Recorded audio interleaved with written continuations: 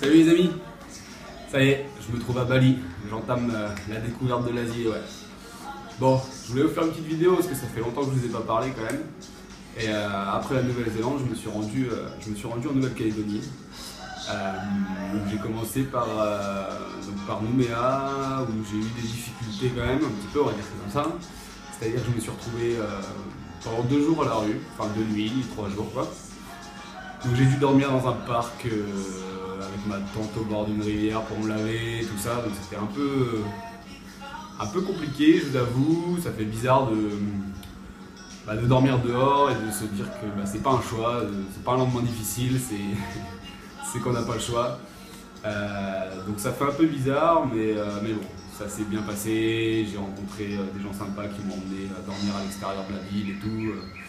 Donc maintenant ça devient une bonne petite anecdote de voyage, quoi, c'était bien sympa. Mais bon, voilà, Nouméa, c'était pas très intéressant, c'est du tourisme 5 étoiles, énormément de métropolitains qui sont un peu pas très cool avec ce qu'on peut appeler la population locale, les Kanaks.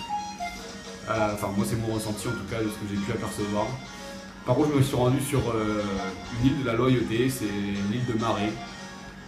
Où là, c'est une île qui n'a pas été vraiment colonisée par la France, ouais, parce que en fait la France est arrivée en Nouvelle-Calédonie et a décidé de dégager les Kanaks dans des zones pour cultiver la terre, mais ces îles de la Loyauté ont été déclarées comme inaptes à l'agriculture. Et du coup, ils ont été laissés tranquilles, on va dire. Et du coup, ils ont encore leur culture qui est vraiment très forte, ils ont encore le chef de tribu qui décide pour l'île.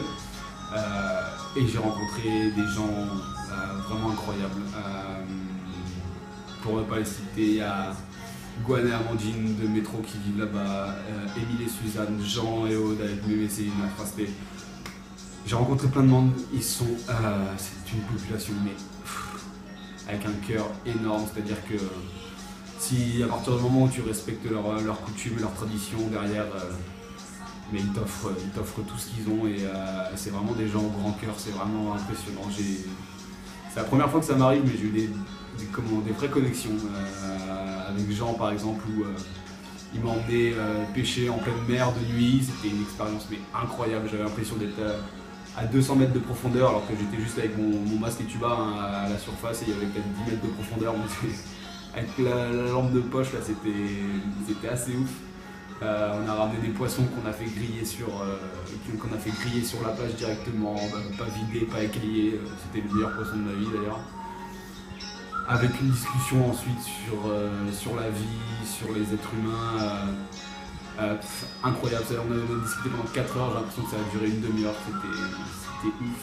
C'est quelqu'un qui a une façon de penser incroyable, très respectueuse de tout le monde. Parce que là-bas la culture est très très forte, la croyance aussi. Pour beaucoup de gens, mais lui pour Jean, il était très très très ouvert d'esprit et c'était vraiment agréable. On a parlé des faits actuels qui sont tragiques, d'autres choses, et c'était vraiment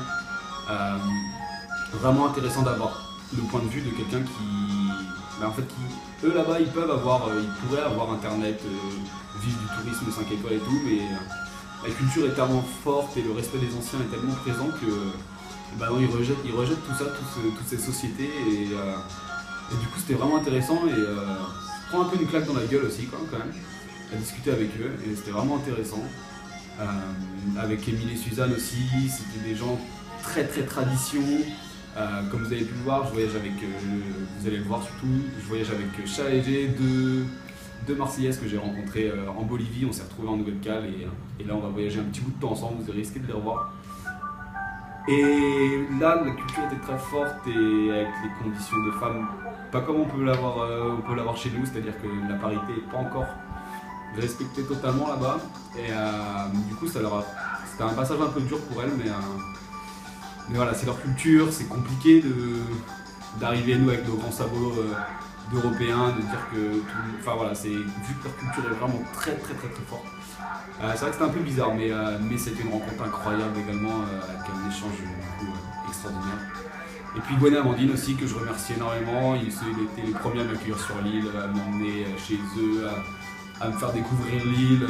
C'est des métros, comme ils appellent là-bas, donc des personnes, des Français de France, qui vivent là-bas et qui travaillent là-bas, avec pareil un cœur vraiment, vraiment grand et qui, je trouve, se sont bien acclimatés à la vie de Marie, qui est quand même la vie la plus relaxe que j'ai pu voir pour l'instant jusqu'à aujourd'hui. Et puis ensuite, j'ai continué à voyager avec Chat et G, on est allé à Sydney, donc là par contre on a repris une vie de citadin, c'est-à-dire que bon, on s'est promené en ville, dans les parcs. Sydney est une ville vraiment sympa, il fait beau, il fait chaud, il y a la mer et c'est beau, les gens sont agréables vraiment, et il y a une multiculture incroyable, c'est-à-dire que j'ai jamais croisé autant d'étrangers que là-bas, c'est fou.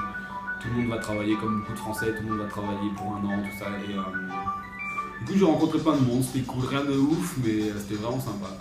Mais donc voilà, je vais vous faire peut-être cette petite vidéo en attendant la vidéo de marée, où je vais essayer de vous transmettre ce que j'ai vécu, mais ça va être quand même très compliqué.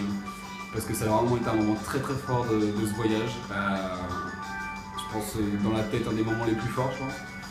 Et donc je vais essayer de faire de mon mieux, je vous promets rien, mais en tout cas, au moins vous aurez les paysages cartes postales qui sont d'une beauté incroyable. Et voilà, et donc là j'entame Bali, où je vais découvrir cette nouvelle culture hindoue que je connais pas du tout, qui m'intéresse vraiment. On va louer un scooter pour une semaine, on va se promener, on va découvrir plein de choses. Et puis ensuite l'Asie du Sud-Est avec la Thaïlande, Laos, Cambodge, Vietnam, Birmanie et Inde. Où là, les vidéos, ça va y aller à fond. Je vous le promets. Allez, je vous fais des gros bisous, je pense fort à vous. Ciao. Nous sommes ici, dans Paris.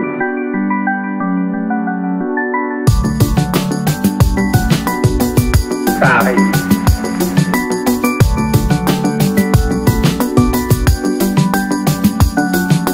Paris. Paris outragé. Paris brisé. Paris martyrisé. Mais Paris libéré. Libéré par lui-même. Libéré par son peuple avec le concours.